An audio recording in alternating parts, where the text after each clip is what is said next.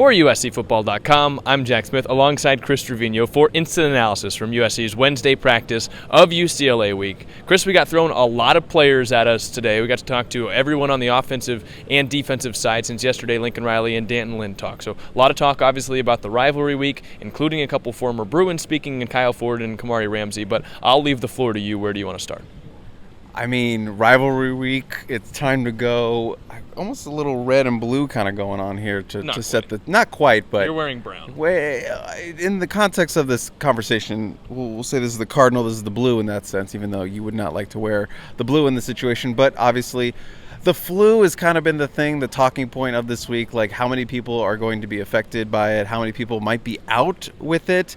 Obviously, we cannot watch practice, but I was there during the tunnel. There were some players that I observed yesterday, or I should say I did not observe coming out of the tunnel, so that was interesting. Maybe guys that are on the men still, getting over the flu. Same couple players did not see. Obviously, I cannot name them, but it's going to be interesting to see who comes out of the Rose Bowl for this game. So that is something that is overhanging with this game, is the flu game. How many people are going to be affected by it? Will we see any absences? I know USC is hoping that they're going to get everyone back. May not be 100%, but that is the big story. If you had to ballpark it, how many roughly players do you think that you haven't seen either of the 2 days that have come out for practice?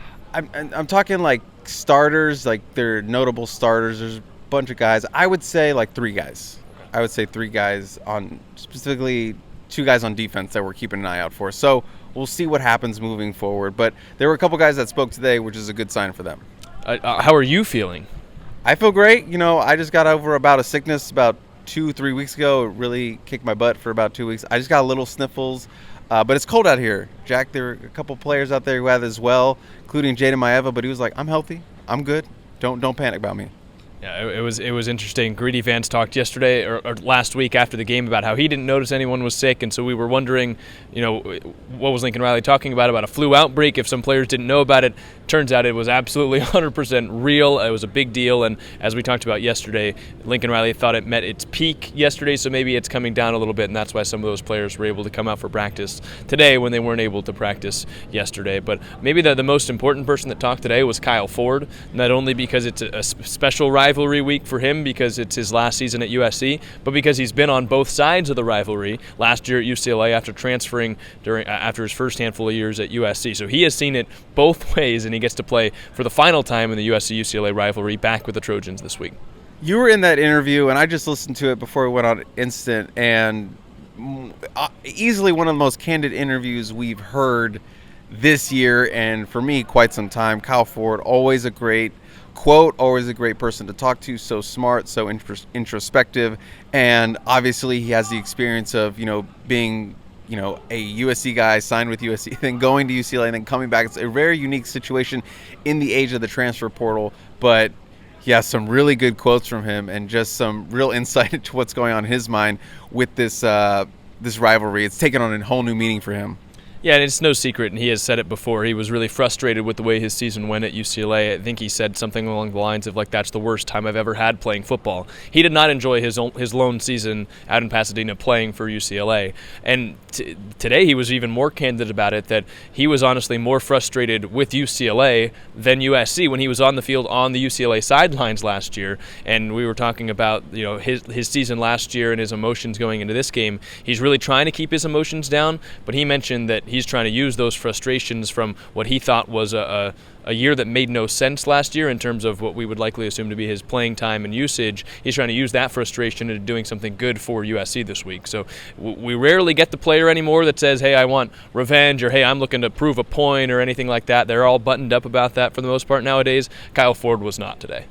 Absolutely. And one of the key quotes, he said, when the clock hit 0 against the Nebraska game, he was just focused on UCLA. He turned the page on Nebraska the second the clock hit 0 and was like, I'm focused on the Bruins. And it almost felt like, listening to him talk, it almost made him a deeper Trojan. I know a lot of fans were giving him crap when he, transferred to UCLA, and then there was talk of him coming back to USC when he was at practices, and then it eventually happened where he was committed to USC again.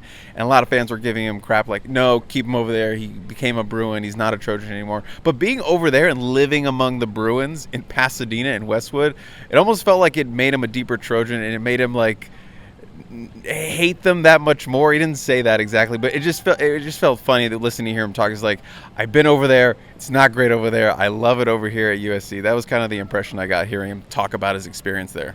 Yeah, he ended the interview, too, by mentioning that he's been looking forward to this game, this USC-UCLA game, since the middle of last season, which meant he knew about halfway through his season at UCLA he couldn't wait to play UCLA again after he transferred to USC. Now, I don't know if he knew for a fact he'd be transferring to USC. Maybe it was an idea that he had in his head, but that means he spent half of the year at UCLA wanting to be back at USC and get another chance to play against UCLA, which you just love to hear, I think, if you're a USC fan. Or maybe he would have just settled for playing for someone who was playing UCLA next year. He was going to go find a team that was playing UCLA next year and was going to play for them.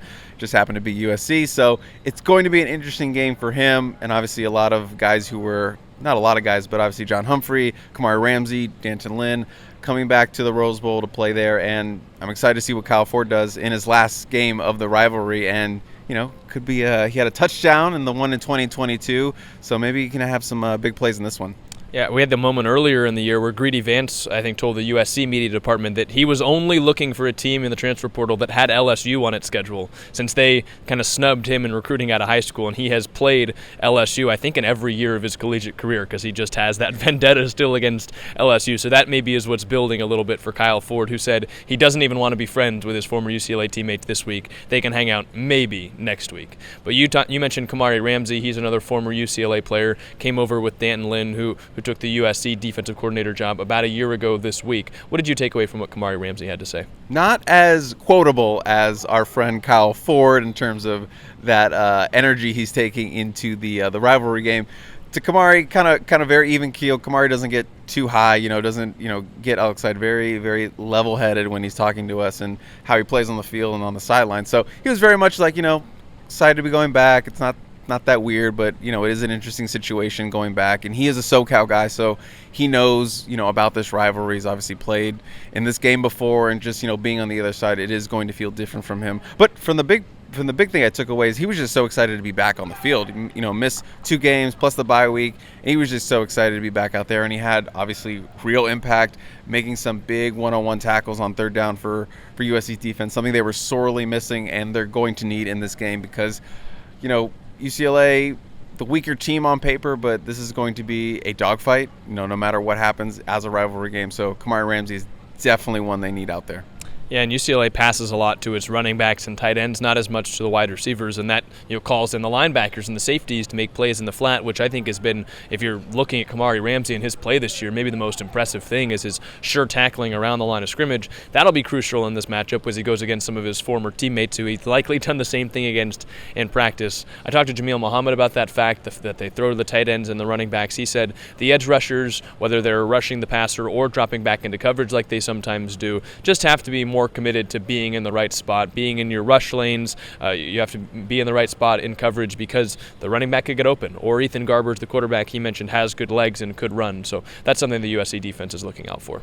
Yeah, and I think on paper they're not that good, but if you watch them play, they're very tough. They hang around. They give effort. They're gonna play hard, and obviously they need this game. This is a desperate one for them. They have to win the last 2 to be able to be bowl eligible. So I'm expecting a dogfight in this game, and USC needs to be running on full cylinders and can't overlook anyone. I don't think they will, obviously, but it's interesting when you have a lot of new faces joining this rivalry, like a Greedy Vance who said, I didn't know anything about this rivalry. I didn't know anything, but he is excited to play in the Rose Bowl. And then obviously Jaden Maiava will be playing in his first rivalry game of this crosstown battle.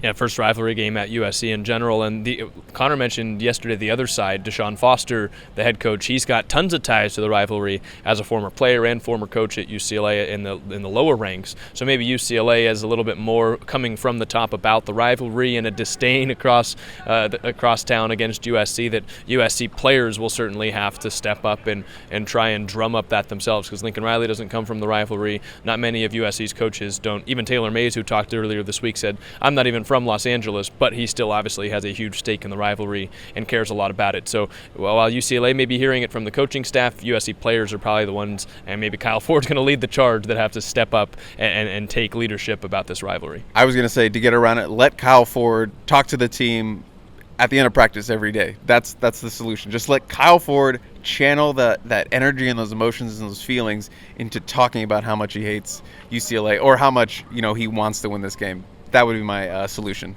Are you making him a captain at the Rose Bowl? Oh, absolutely. Captain all the way. I'm making John Humphrey, Kamari Ramsey, Kyle Ford, and D'Anton Lynn all captains, just as a troll. That's a decent idea. Took a couple of those guys. Kyle Ford, obviously, I don't think he wanted to stay at UCLA. But you mentioned a guy like Kamari Ramsey. He didn't exactly leave on bad terms. He just wanted to follow a guy he believed in D'Anton Lynn. But we did talk to a handful of other players. We talked a lot about Kyle Ford. But is there anything else that stood out that you heard around the practice field today? We talked to Jaden, obviously, QB1, first time in the rivalry. But he was getting those answers out today, like getting the ball out on the field. He was kind of quick. A lot of people were trying to talk to him about, what his life is like now that he's, won a game as a starter. He was like, I don't really check my phone. I don't know. He did say he had 40 people show up at his apartment, his family members, after the game, and they had a barbecue in his tiny little apartment. He didn't even know they were coming. They just showed up in his parking garage, and that's the life of the starting quarterback at USC, and obviously one with a big well-connected family and a lot of family from Las Vegas and Hawaii, and they all told him it was worth it to come out there for that, for the travels. So I expect a big contingent for Jaden in the Rose Bowl. Yeah, the only other player I talked to was Eddie Czaplicki, the punter for USC, maybe the front runner for the Ray Guy Award. It's Lincoln Riley called him the best punter in the country. Talked to him about a bunch of different things. He's just incredibly smart. So if you care about punting and hearing from people that are skilled in their craft and passionate about what they do, I'd recommend going and watching the interview here on YouTube. But my favorite thing I asked him and he responded to was, you've had such a successful season, but you seem like a person that's always looking to improve the next thing. And he said he absolutely is, and he's not going to really stop and be complacent until he's a Pro Bowler in the NFL. He's not looking ahead to a future in the NFL until after the season, but he's got very lofty goals, and the way he's played this season, I think you can see a future like that panning out for him. Absolutely. I think he's really improved his stock. If he's, I would say, a lock to be a finalist for the Ray Guy. It's going to be tough to win, but he is having an outstanding season. He's not getting the volume that some other guys. He only has 33 punts. He technically doesn't even qualify to be the number one punter in the country because he doesn't punt as much as the other guys. But 0 touchbacks on the season. He has an outstanding touchback rate, an outstanding inside the 20-yard line rate. No touchbacks on the year. He's having an outstanding year. And, yeah, he's trending towards being a draft pick as a punter, and which is really hard to do. But, I'm rooting for Eddie, to at least get an All-American candidate. He's that good right now. Probably going to be an All-Big Ten selection, but maybe we'll see him get his name on the wall and, definitely a finalist for the Ray Guy. Could be back-to-back specialists as All-Americans for USC. He mentioned right now his inside the 20 rate is around 50% with no touchbacks. He'd like to get it to 60% with no touchbacks. He called that unheard of for a punter. So I think he's the expert on punting stats, and we'll take his word as the Bible in that respect. Take my word on his word, me, a former punter as well. Take my word as a former punter to his word as a current punter. That doesn't make any sense, but trust me. What was your inside the 20 rate? No comment. Any touchbacks? No comment. That's all we've got for you guys today. It's cold out here today, but it seems like USC is battling back against the flu a little bit. We'll see how many guys are available out there on Saturday. We talk to Lincoln Riley tomorrow morning over Zoom, and we'll have Tunnel Vision live tomorrow night. But that's all we've got for you guys tonight. For Chris Treviño, I'm Jack Smith. Thank you guys for watching. Make sure you check out USCfootball.com for more.